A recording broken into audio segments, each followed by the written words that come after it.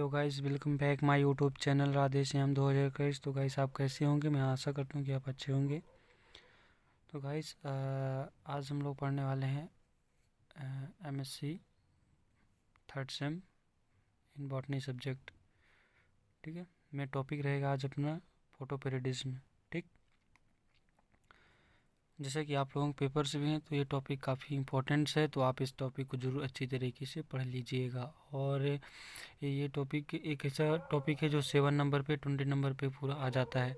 तो स्टार्ट करने से पहले आपसे रिक्वेस्ट करते हैं, यदि आप हमारे चैनल में नए हैं तो हमारे चैनल को जरूर सब्सक्राइब करके बेल आइकन जरूर प्रेस कर लीजिए और दोस्तों को जरूर शेयर कर दीजिए। ठीक है, तो चलिए हम लोग स्टार्ट करते हैं। ज़्यादा समय न बर्बाद करते हुए आप हम लोग जल्दी फटाक से इसको समाप्त करते हैं। ठीक है, तो आज हम लोग पढ़ने वाले हैं दीप्तिकालिता। ठीक, जैसे कि क्वेश्चन आता है तो क्या क्या लिखना है। जैसे क्वेश्चन आएगा 7 नंबर पे आएगा तो कैसे लिखना है, 20 नंबर पे आएगा तो कैसे लिखना है, ये तो आपको शायद पता ही होगा। तो इसमें जैसे क्वेश्चन है दीप्तिकालिता के बारे में अपन लोग पूरा पढ़ेंगे। पहले अपन को इस तरह आउटलाइन देना है जो कि इंपॉर्टेंट होती है। एक जांचने वाले टीचर जो होते हैं बहुत ही हैप्पी हो जाते हैं। तो इसमें पहला आता है इंट्रोडक्शन के बाद फिर सेकंड पे आता है टाइप ऑफ फोटोपेरिडिज्म, और फिर आता है मैकेनिज्म ऑफ फोटोपेरिडिज्म, और फोर्थ पे आता है इंपॉर्टेंस ऑफ फोटोपेरिडिज्म, जिसे हम बोल देते हैं दीप्तिकालिता का महत्व। ठीक है, फिर दीप्तिकालिता की क्रियाविधि, दीप्तिकालिता के प्रकार और प्रस्तावना, जैसे इंट्रोडक्शन अपन लोग बोलते हैं। ठीक, तो ये चीज़ देखने वाले तो हमारे इस वीडियो के अंत तक जरूर बने रहिएगा, ये काफ़ी इंपॉर्टेंट आपके लिए होने वाला है। ठीक है, चलिए तो अब हम लोग इसको बुक से समझते हैं। ठीक, वैसे दीप्तिकालिता है क्या? इसको सर्वप्रथम गॉर्नार्ड एवॉर्ड नाम वैज्ञानिक ने कहाँ खोज किया था? मैमोथ नामक जो तंबाकू की प्रजाति होती है, मैमोथ नाम, उसमें उन्होंने प्रयोग किया था। और उन्होंने क्या किया कि उन पौधों को, मतलब दीप्तिकालिता जो रिलेटेड होती है जिसका नाम ही है फोटो मीन्स होता है प्रकाश। क्या होता है? प्रकाश। ये प्रकाश पूरा रोल करती है, प्रकाश की वजह से ही इसका नाम फोटोपेरिडिज्म रखा गया है। मतलब इसमें पूरा रोल जो होता है वह प्रकाश का रहता है। ठीक है, उन्होंने क्या किया कि उन पौधों को हर चीज़ उपलब्ध करवा दिया। और वो गॉर्नार्ड एवॉर्ड नाम वैज्ञानिक ने ये मैमोथ किस जितने भी प्रजाति के पौधे थे उनको उन्होंने क्या किया कि सब चीज़ उपलब्ध करा दिया, लेकिन प्रकाश की कुछ मात्रा उपलब्ध ना हुई, उपलब्ध ना कराई, जिसकी वजह से पौधे में फ्लावरिंग की प्रोसेस नहीं हुई। ठीक है, या फिर जब प्रकाश की उपलब्धि उनको दे दी गई तो उनमें फ्लावरिंग की प्रोसेस हो गई, तो जिससे उन्होंने सिद्ध हो गया कि जो पौधे होते हैं प्रकाश की उपस्थिति में ही वह फ्लावरिंग की प्रोसेस करते हैं। तो जिसे अब उन्होंने दीप्तिकालिता नाम दिया, है ना? ऐसा था। तो चलिए अपन लोग हम इसको बुक से समझते हैं। बुक से मैं आप लोगों को ज़्यादा समझ में आएगा। ठीक है, वैसे ज़्यादा आप लोगों के पास भी टाइम नहीं, मेरे पास भी टाइम नहीं, तो मैं थोड़ा सा इसको शॉर्ट वे में समझा सकता हूँ। हालांकि इसमें ज़्यादा कुछ नहीं है, इसमें उन्होंने कई सारे प्रयोग किए जिसमें उन्होंने मिनिमम 24 ही टाइम लिया, और उन्होंने काफ़ी एक्सपेरिमेंट किए। और इनके टाइप वगैरह भी हैं, 6 टाइप हैं। 6 के बाद एक मतलब बहुत अच्छा क्वेश्चन है, तो अपन लोग समझते हैं। चलिए बुक की ओर चलते हैं। तो ये है अपना दीप्तिकालिता कुछ इंट्रोडक्शन दे के रखा है, इसको इंट्रोडक्शन को आप पढ़ लीजिएगा, ज़्यादा वो भी नहीं है। और आपको 20 नंबर क्वेश्चन पे टाइम मैनेजमेंट करते हुए कैसे क्या पढ़ना है ये भी आपको देखना है, तो अपन लोग उसके हिसाब से पढ़ेंगे। तो ये रहा इंट्रोडक्शन, फिर आगे अपन लोग पेज में चलते हैं। फिर उसके बाद ये रहा इंट्रोडक्शन, तो इसको भी आप अच्छी तरीके से पढ़ लीजिएगा। वैसे मेरे को बहुत सारी बुकों में ये मिला और दीप्तिकालिता मिली, लेकिन मेरे को एक अच्छा ऐसा लगा कि जैसे अपन लोगों को टाइम की प्रॉब्लम को जैसे होती है पेपर्स में, हम लोगों को सबसे ज़्यादा टाइम्स स्टूडेंट्स को लिखने में सबसे ज़्यादा टाइम्स की प्रॉब्लम होती है। इसलिए मैं सोचा कि आप लोगों के लिए ये वाला जो फोटोपेरिडिज्म है जो इस बुक में दिया हुआ है, वो एक ऐसी फोटोपेरिडिज्म दे के रखा है जो कि आपको सूटेबल भी है और लिखने भी मतलब पढ़ने में भी उतनी हार्ड टाइप में नहीं, जिसकी जो समझाने का तरीका है इस बुक में बहुत अच्छा। आप पढ़ेंगे तो ऑटोमेटिक आपको एक बार ध्यान से पढ़ लेंगे तो समझ में आ जाता है। और काफ़ी बुक इसमें मैंने देखा कि थोड़ा सा अलग टाइप के दिया, उसकी भाषा जो है अलग है, उसका समझाने का तरीका अलग है। तो ये इसमें जो आपको टाइम मैनेजमेंट के साथ साथ में आपको जल्दी समझ में भी आ जाएगा कैसे क्या पढ़ना है।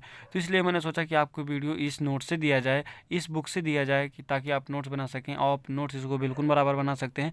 और इसमें आप लोगों को ये रहेगा कि कम टाइम पे आप इसको अच्छी तरीके से लिख सकते हैं और नंबर आपको बराबर मिलेंगे। और इसकी भाषा भी आपको बहुत सरल है, इसलिए मैं सोचा कि आपको इसको पहले ये वाली बुक से आपको नोट्स प्रोवाइड किया जाए।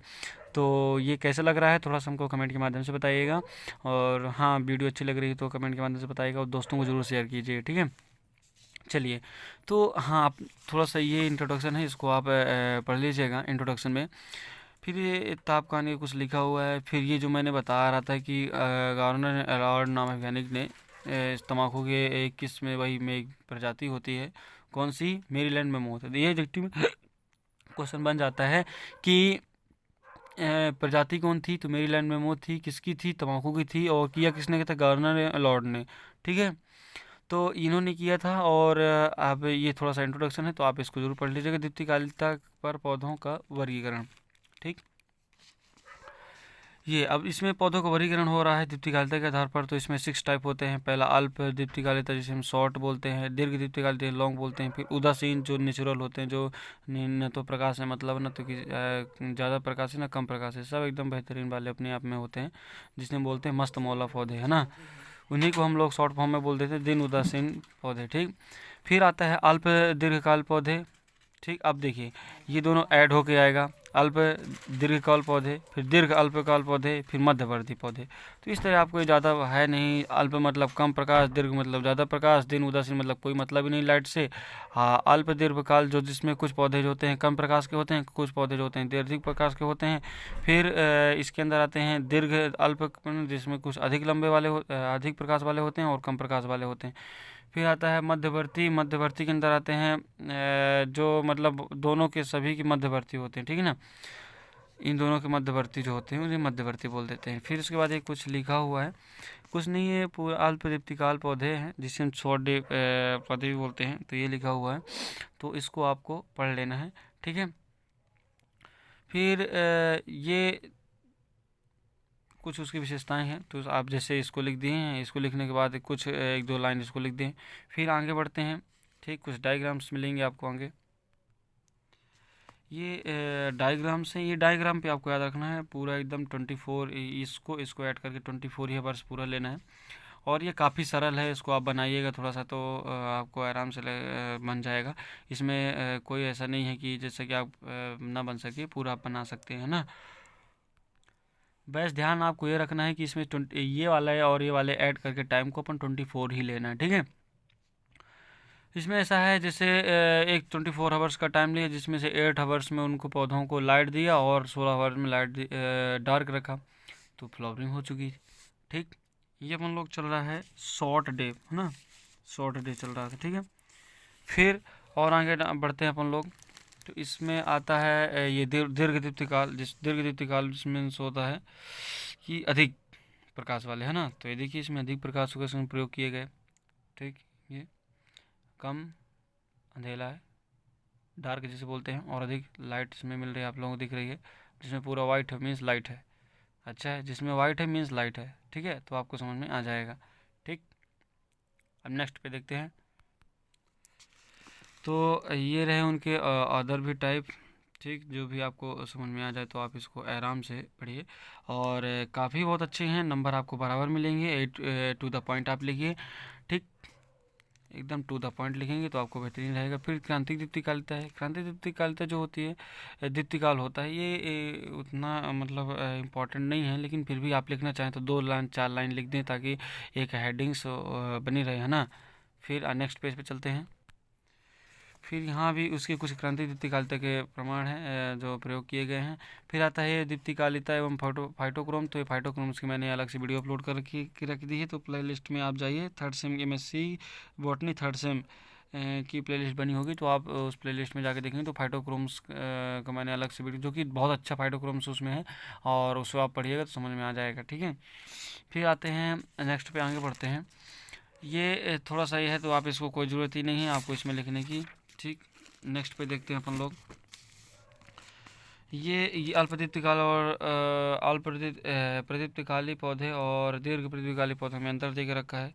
प्रकाश सूर्य में ग्रहण करना ये भी इम्पोर्टेंट नहीं है थोड़ा सा, लेकिन आपको लिखना हो तो जानकारी के लिए आप पढ़ लीजिएगा, ठीक। फिर उससे कुछ ये प्रयोग वगैरह है, ठीक। फिर उसके बाद ये जो इम्पोर्टेंट ये जो लिखा रहता है आप इसको ज़रूर पढ़ लिया करें, क्योंकि ये बहुत ही इम्पोर्टेंट होता है। और इसमें दृश्य स्पेक्ट्रम का हरे रंग का प्रकाश साधारणतः पुष्पन को प्रेरित करने में अप्रभावी होता है। नीला रंग पुष्पन को कम उद्दीपित करता है। लाल प्रकाश पुष्पन को सबसे अधिक उद्दीपित करता है।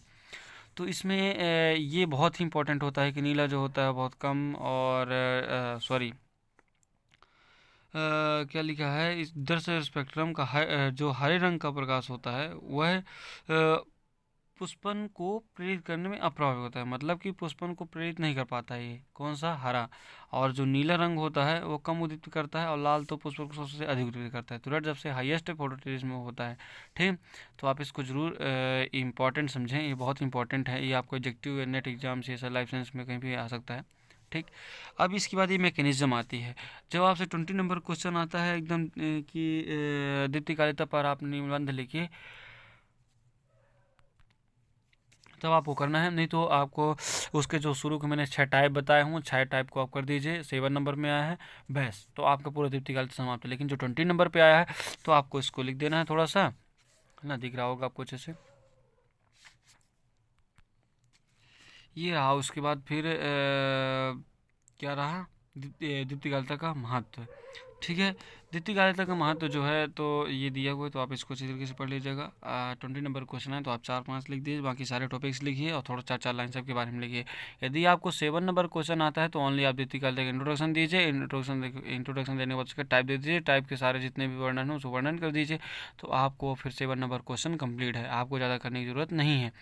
नेक्स्ट अपना है वर्नलाइजेशन। तो वर्नलाइजेशन आप लोगों का जैसे भी होगा तो फिर मैं अगले वीडियोस पे अपलोड हो जाएगा।